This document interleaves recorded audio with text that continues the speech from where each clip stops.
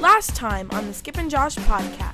Up till now, this show for 187 episodes has required very, very little work in between recordings by you and me. We don't have to do a lot of research. We don't have to study. We don't have to come prepared. But we really don't put a lot of research into it. But now we're going to have to. Now we're going to have to do research every episode. Yeah, I don't know. I guess I wasn't thinking this through all the way. You're listening to the Skip and Josh podcast with Skip Sherman and Josh Obadia.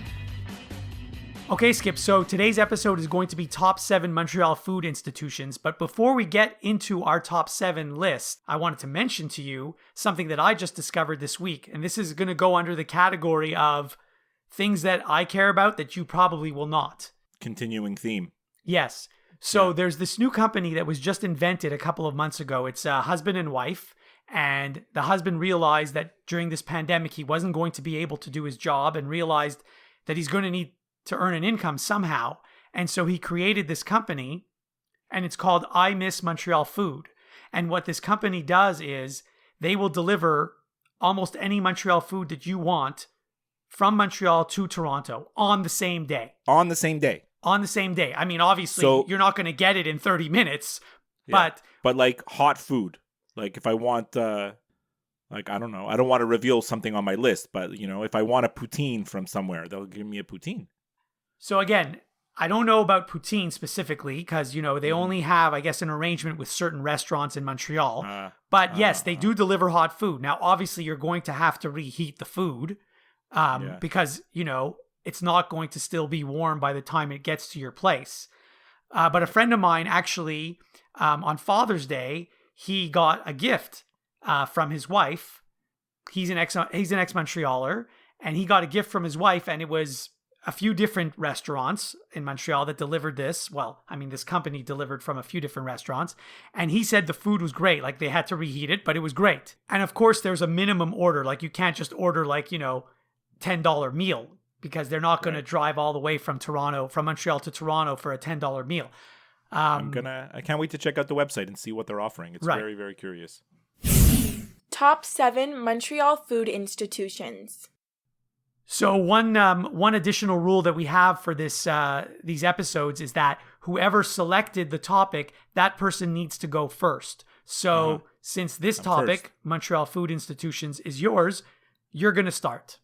Okay, good. I'm going to start. Well, I mean, your initial topic flows right into our first top 7 list. I've done a lot of research, Josh. I don't want to embarrass you. I've done a lot of research. So I hope my list is good. I don't want to offend anybody. People get very defensive about food. It's very personal, especially when we get up to the 1 and 2 in the list. So I just want to tell you that, people are going to assume there's poutine in this list somewhere. And I don't know if it's in your list or not, but I don't have a poutine in my list. Okay, I wasn't assuming that you would have poutine in your list. Because I actually couldn't identify what my favorite poutine is. I started to think about it and I'm like, I don't know. I haven't found a really, really great one in Montreal, to be perfectly honest. And maybe I'm looking at the wrong places, but I'm kind of over it. Poutine is a little bit everywhere. So anyways, I'm going to get into my list, Josh, and my number 7. As you know, Montreal is famous for barbecue chicken. Elsewhere in Canada and in the United States, people call it rotisserie chicken, I guess, right? Maybe, right? So, there are a couple of big chains. St. Hubert is huge here in Quebec. It's been a sort of a staple in Quebec and Montreal for I don't know how many billion years. And then the rest of Canada, we have Swiss Chalet, which we don't have here. And I do love Swiss Chalet, by the way. But, the number one place for barbecue chicken, and full disclosure, it's been over 10 years probably since I've been to this place, just because it's not near where I live, is Chalet Barbecue.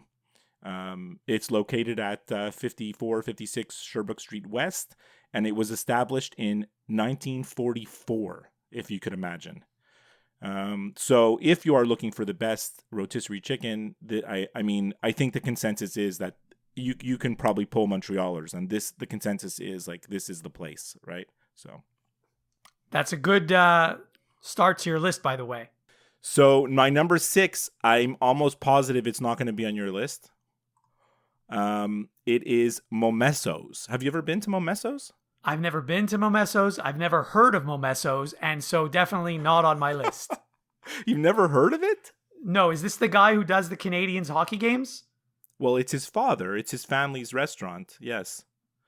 So Momesso's is a very, quite a famous Montreal restaurant for like Italian style subs. It's located on Upper Lachine Road. You know where that is? And it's been around since 1985. Family run business. And like I said, the founder is the father of Sergio Momesso, you know, former NHL player, played on the Canadians, played on the Canucks. And I used to frequent it fairly often when I worked in the city. Every now and then we'd do a little group lunch and we go there. And I mean, the subs are like, they're something spectacular. So I would recommend that to everybody. Can I just make a comment before you go to your next one? Yeah. So it's possible that Momesso will be included on 2 of our episodes. Okay. Very good. Because, you know, we have an episode coming up of best announcers. He won't be in my list. I'm just saying. He's a fine announcer, but to put him in the top 7 sports announcers, that's a stretch. I'm just saying. Yeah. Number 5, right? Mm-hmm. So I thought of like, what's a food that everybody loves, right?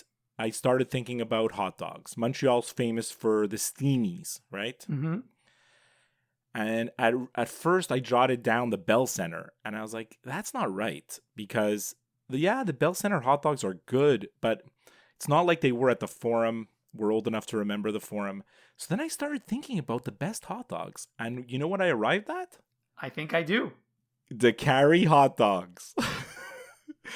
It's located on 953 DeCarry Boulevard in Ville Saint Laurent. It's been around. It was established, Josh, in 1969. I don't know if you realize that. That means it's older than me. I still remember being at Vanier College and going to DeCarry Hot Dog. They had, the menu was very simple. It was hot dogs, fries, drink. There was 3 things you could get. And they had the sign on the wall when you walked in. Hot dog, 70 cents. Fries, 70 cents. Drink, 70 cents. That was it. There was one price for all the items. And that's, in our lifetime, think about it, a hot dog for 70 cents, Josh. And that's like, we were like 20 years old when that happened, or 19 years old around that time. It's pretty nuts to think about. So the next one, I don't know when was the last time you were here, Josh. When was the last time you were at Walensky's? It's been many years. I wasn't actually a big Walensky's frequenter, if that's even a word. No. I've only been there like 2 or 3 times in my life, to be perfectly honest. Same with me. Yeah, but it's so iconic. Established 1932. It's pretty crazy. I'm just going to read to you the stuff that I researched about it, right? So if anybody wants to know what Walensky's is, they basically have one thing on the menu. They have other things, but there's the one thing, which is the Walensky special, which is salami on a basically kind of salami sandwich with mustard on a Kaiser roll, and it's pressed on the grill, you know. And actually mustard is compulsory, and apparently there's a sign in the restaurant that tells you that mustard, you cannot ask for without mustard. So the last time I was there, and it had to have been before 2012, because I read that the owner, Ruth Walensky, had passed away in 2012. So it had to have been before that. You couldn't order more than one. Like, I remember going in there and saying, okay, I'll take 2 Walensky specials. She's like, no, I'm just going to make you one. If you want another one, you come back and order another one. That's like, you could not order more than one. That's very interesting. It's absolutely the craziest thing. I was flabbergasted at the time. I was like, what? And I don't understand it, but that was sort of just the rules, you know? It's quite famous. Like, the restaurant's super famous. And just a little anecdote, the sign on the outside now reads Walensky's, but it was originally called, for many, many years, Walensky's Light Lunch. That's the actual name of the restaurant. But they had to change the sign because of the Quebec sign laws. So they had to take out the words light lunch. So it just says Walensky's. Only in Montreal. Only in Montreal. All right. So now we're in the top 3, right? Yes. Now, I feel like our top 3 are going to be the same, but maybe in different orders. I'm not 100% sure, but we'll see. Okay. So number 3 is a drink. It's something we've talked about often.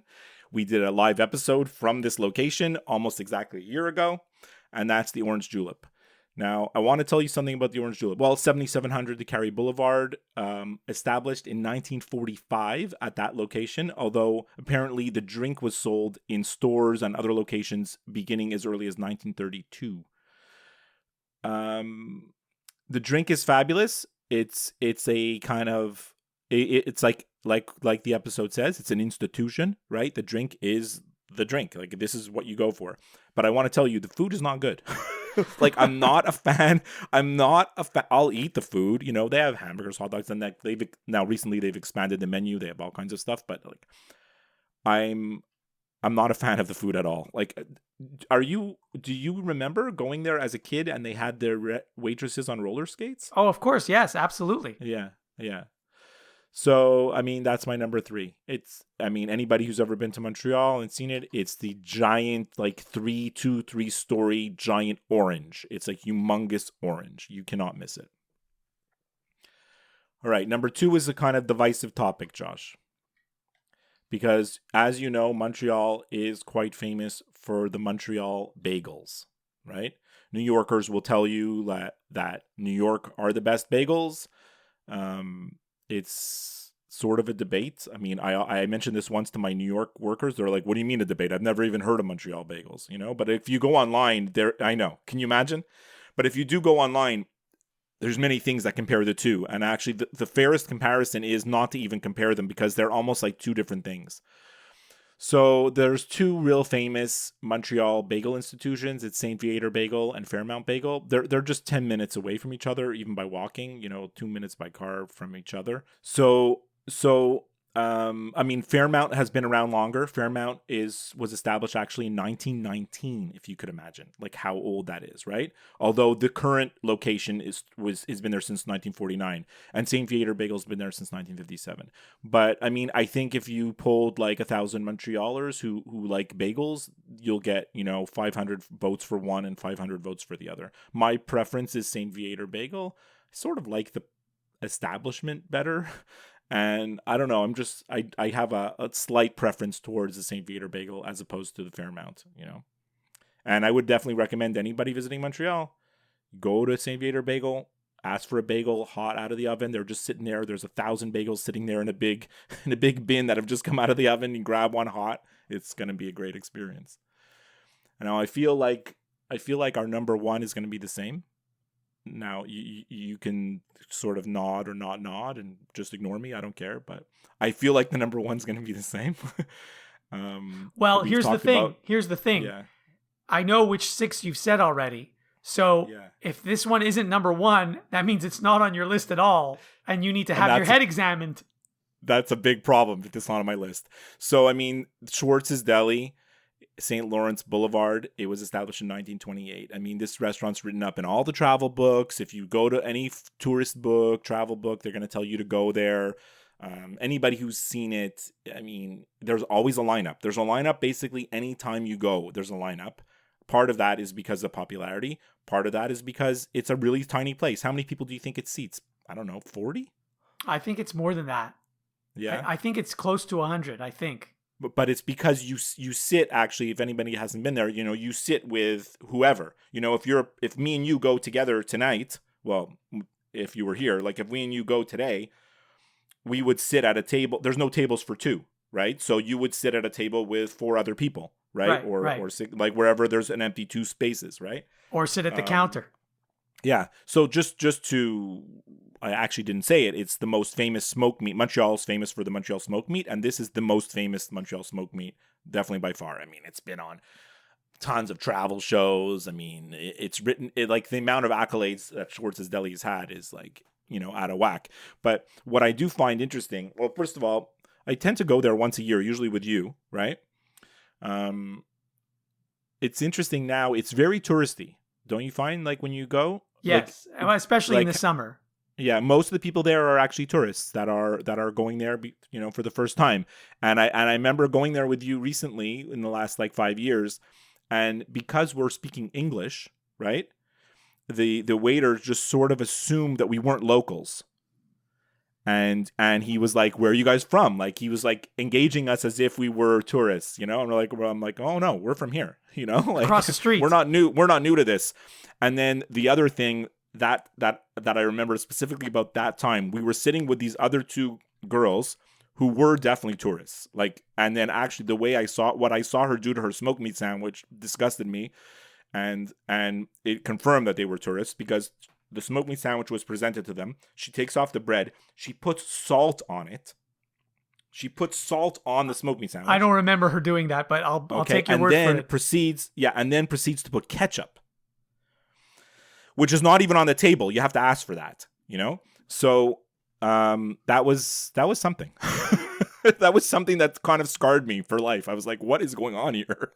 Yeah, I mean, but to each his own, right? I guess, if you're in a foreign place, you just do what you normally do, and you don't realize that you're doing something, sacrilege.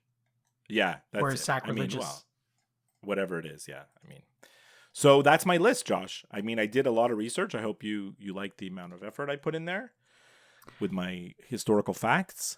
But now I can't wait to hear yours. Although I think last week you mentioned that you knew one of them that was going to be on my list, and then you told me that it was Dagwood's. Like, I can't put Dagwood's on this list. Like, Dagwood's can't be in the same list with Schwartz's and Walensky's. It just can't. Listen, you don't have to convince me, because Dagwood's is not even on my honorable mentions. But well, all I know is every time I'm at your house and you think of ordering food, the first thing that you mention to me is Dagwood's every time. Well, because it's right around the corner, and it's a quality sub, But I mean, it's not like you're not going to go out and say it's one of the greatest things. Now it's up to you. My list is very similar to yours. Mm-hmm. I think I only have one or two differences. Okay. But of course, the order is different. All right, let's hear it. So, and I did not do as much research as you. I don't know dates and addresses. But luckily, you've already mentioned them, so I don't need to. Right. So number 7 on my list is the Carry hot dog. And beautiful. You already said a lot about the place, but one thing you didn't mention is that, so you mentioned that the menu hasn't changed very much and the prices used to be all identical. But I don't know if you recall, anytime you were leaving and you had to pay, there's no like receipt or like piece of paper. The guy would actually just with his pencil write on the counter. Okay, you had 2 hot dogs, then you had like 1 French fry, then you had 1 drink. He literally wrote on the counter in his pencil, and he wrote down the numbers, and then he added it up, in his head on the like as if he was writing on a piece of paper. And then he's like, okay, your total is $7.50, and then you would pay him. And then he would like wipe it off with a rag so that he could do it for the next person. Beautiful. That's the Carry hot dog. And the one thing that I found interesting about, it's actually not called the Carry hot dog. It's the Carry hot dogs, plural. Okay, I wasn't aware of that. Yeah, I know you're a stickler for the grammar and spelling. So that's number 7 on my list. Mm-hmm. Going up to number 6, it is Chalet Barbecue. I know that you had that a little lower on your list. I had it a little higher. And I mean, you talked about the chicken and you talked about everything, but I don't think you even mentioned how good their French fries are, by the way. Yeah, no, the fries are something special. That's like one of the things that people will always say, right? Is that the fries are something. Right. It's because they haven't changed the fryer since 1960. Well, that's what makes it taste so good. Yeah. They're using the same oil. Yeah, probably. Actually, there was a fire last year or the year before. And it was closed for a while, and it was and then they had this big reopening, and all the diehards were so happy. Number 5 on my list was not on your list at all. Ooh. It's called Tasty Food Pizza. Now, shoot, I forgot about that. I'm a big fan of Tasty Food Pizza. One of the things I love about it is that when you order a pizza, you basically can eat the whole pizza on your own. Yeah. It's like that perfect size, at least for me. It fills you up. You don't need anything else, and you don't have to share with anyone either. That's one of the great things. The other thing I like about Tasty Food Pizza is all these years, I don't know how long they've been around, but they've always had the same deal. If you go and pick it up, like you can order in advance and go and pick it up, you can always get 4 pizzas for the price of 3. They've had that deal forever. It's been there. It's been like that forever. It has been like that forever. And it's really one of the best deals on the planet. Yeah, I was there fairly recently, like within the last 5 years. I mean, I think it's not as good as it used to be, or maybe it's the kind of thing that's like riding on its reputation. I'm not sure. The other thing I like about it is those yellow plates that the pizza comes in. Those yellow cardboard plates. Anyway. I know what you're talking about. Yeah. Number 4 is the orange julep. Okay. And you said a lot about it, but one thing you didn't mention is that you can order. I know you don't like the food. Actually, I do like the French fries at Orange Julep. If you eat too many of them, it'll kill you, but I do like the taste. But you can order, if you don't like the regular julep, you can order what's called a frappe, where they put a scoop of ice cream in your julep. Yeah, that's a spectacular drink, by the way, the frappe. Yeah. Yeah. And rumor has it, I'm not sure if I'm even allowed to say this word on our show, but rumor has it that the top of the julep, which I think is actually hollow, rumor has it that it used to be a whorehouse. Is that true? Yes. Wait, you heard that? Yes. That wouldn't surprise me. I mean, I don't know what else goes on up there. It's not like people can go sit there and eat. There's nothing there. I'd love to know if to be inside that thing. Yeah. If you can go in, Yeah. So, number 3 on my list is Fairmount Bagel. Oh, so we differ on the preference of bagel. Well, let me just finish with number 3. So, yes, I obviously don't live in Montreal anymore. And one of the things that I am able to bring back to Toronto with relative ease are bagels. I mean, I'm not going to go get a Tasty Food pizza and leave it in my car for 6 hours or Chalet barbecue. But Fairmount Bagels, they're great to bring back. I can bring a few dozen in my car, slice them, put them in the freezer, and I've got bagels for the next, month or two. Number 2 on my list is St. Viator Bagel. Oh, that's so good. Double bagels. There was no way I was able to leave one of these off the list because I adore them both equally. In fact, I'm not even sure why I put St. Viator at number 2 and Fairmount at number 3. Maybe just because I go to St. Viator more often. Yeah. Maybe because there are more locations of St. Viator in Montreal. It's easier to get to. So maybe that's why it's number 2 instead of 3. But both of them... Well, there's Fairmount still only has the one location, and St. Viator has like 5 locations now. So that's my number 2. And number 1, of course, is Schwartz's. And you mentioned that there's a lineup all the time. The fascinating thing about Schwartz's is that it could be minus 25 out there, and there's still a lineup. Like, that's the only thing I know of. I've gone there. We've been there in winter when it's freezing, right? And it's amazing to me that people will wait in that line in that cold. The other thing you didn't mention about Schwartz is that either right across the street or literally not even a block away is where Leonard Cohen used to live. And he would literally walk over there with like a plate from his own kitchen, order whatever he wanted to order. They would put it on his plate and he would take it home. I mean, he'd pay for it, but he would take it home on his own plate. It's a very historical stretch there of Montreal where Schwartz's is. That stretch of Saint Laurent Boulevard. So there you have it. That's my list. It's a good list. I mean, when I picked the topic of Montreal foods, I knew we would both have Schwartz's number 1, and I figured bagels would be up there too. Although I wasn't sure that you'd have 2 bagel places in your top 7. But I mean, knowing how much you do love bagels, actually, it's not that much of a surprise, right? Like, what I'll say is, neither of us had any Chinese food on this list, but there's a lot of good Chinese food in Montreal. Well, especially Chinatown. So that's one thing that's missing from my list. That's true. That is true, actually. And the other thing that's missing from my list that Montreal has a lot of good ones is Greek food. There's tons. And actually, when you look up other things, the other one now, which is really not emerging, it's like so established, is the Middle Eastern, the Lebanese, There's so much of that also. But I mean, it'll take another little while for those places to sort of reach the like iconic status of some of the places that we mentioned that have just been around forever, right? Right. And then one other type of food establishment that was not on either of our lists, we didn't include brunch places. And there are a lot of good brunch places in Montreal. I had Beauties as like shortlisted, but I just haven't been there in so long that I felt like, how could I put it on my list? I don't even go there. you know, and there are a million brunch places for sure. Yeah.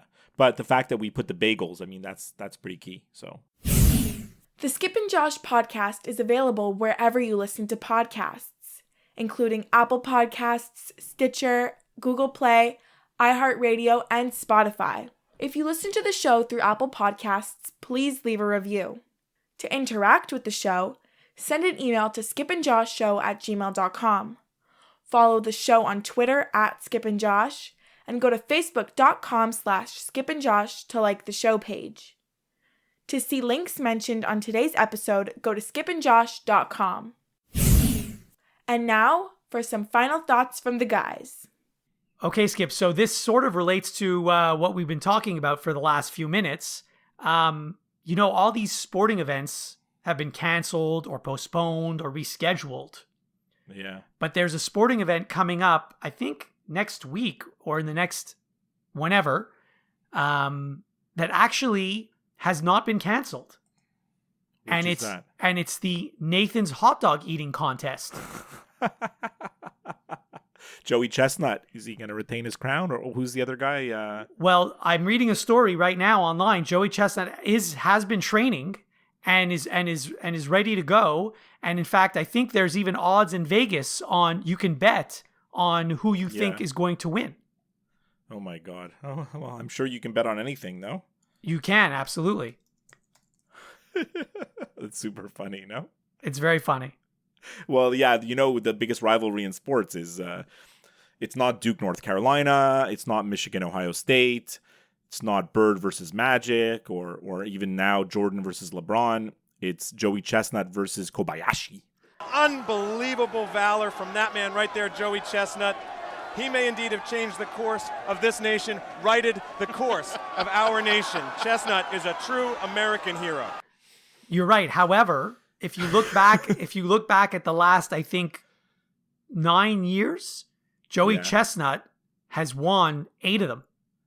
Oh my God, it's disgusting. Have you ever watched it? It's disgusting. It is, and I can't watch. And by the way, there's a women's category as well. I don't know if you're aware of this. Is this the kind of thing that actually needs to divide men versus women? Yes, because like the top male, Joey Chestnut, last year ate 71 hot dogs, and the top female, her name is Miki Sudo, she ate 31 hot dogs. Oh Lord, that's still disgusting. Either way, no matter how you slice it. Right. All right, so speaking of sports like that weren't canceled, well, this is not that it was sort of canceled and came back. The Premier League came back, as you know, Josh, right? I'm well aware. Yeah, and I wanted to congratulate the Liverpool Football Club. They won their first ever Premier League title and their first title in the last 30 years. It was never in doubt. No, in fact they clinched the title sooner than any other title holder, like with more games to spare than ever before. Their record this year is absolutely astounding. It's ridiculous. It was never in doubt. It was just a matter of like, you know, they were just going through the games until they clinched. Like it was impossible for them not to clinch. So I just wanted to congratulate them. But I know you only wanted me to say one thing. I want to tell you a story about yesterday. Okay. We're living in these times of deliveries coming to your home, right? Yes. I had 6 packages delivered to my home yesterday. 6. I haven't had 6 all year. Can you imagine? It was absolutely absurd. And actually, 2 of them, the FedEx driver came back, the same guy, because he had a second one and he forgot. That's hilarious. Like the doorbell kept ringing, and then we went to the mailbox. There was another one. It was really like something like that's not normal in our home. And that happened yesterday that I was like, this is really a sign of the times, you know, the fact that we'd get so many things delivered. By the way, you mentioned your mailbox. I have to tell the listeners, I still find it very strange that your mailbox is like, you actually have to walk almost around the block to get to your mailbox. Like it's 2020 now. Yeah, we have what's called the community mailbox. So like the mail doesn't come to your door. It goes to your mailbox. You have to go get it. It's like you live in the country. But a lot of or places something. are doing that. Yeah. What, there's no places in Toronto like that? There must be new places that have that. I mean, I haven't seen any, but I live in the city. I don't live in the country, so who knows? Well, yeah, no, in the city, I think that doesn't exist. It's a suburb thing. All right, Josh, that's our first episode with Top 7. It is, and there's more to come. Yeah. Can't wait to do the next one. So we'll speak to you next time. Yeah, have a good week.